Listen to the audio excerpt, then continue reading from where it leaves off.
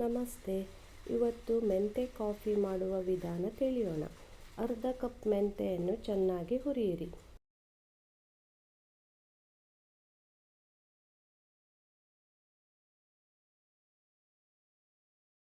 ಸ್ವಲ್ಪ ತಣ್ಣಗಾದ ನಂತರ ಮಿಕ್ಸಿ ಜಾರಿಗೆ ಹಾಕಿ ನಯವಾಗಿ ಪುಡಿ ಮಾಡಿಕೊಳ್ಳಿ.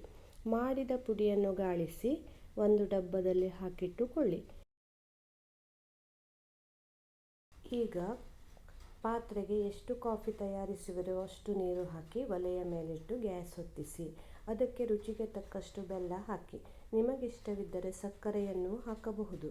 ನೀರು ಕುದಿಯುತ್ತಿರುವಾಗ ಹುರಿದು ಪುಡಿ ಮಾಡಿಟ್ಟುಕೊಂಡ ಮೆಂತೆ ಹಿಟ್ಟನ್ನು 1 ಅಥವಾ 1.5 ಚಮಚ ಹಾಕಿ ಚೆನ್ನಾಗಿ ಕುದಿಸಿ. ಬೆಲ್ಲ ಹಾಕಿದರೆ ಸ್ವಲ್ಪ ಹೊತ್ತು ಬಿಟ್ಟು ಹಾಲು ಸೇರಿಸಿ. ಸಕ್ಕರೆಗೆ ಕೂಡಲೇ ಹಾಲು ಸೇರಿಸಬಹುದು.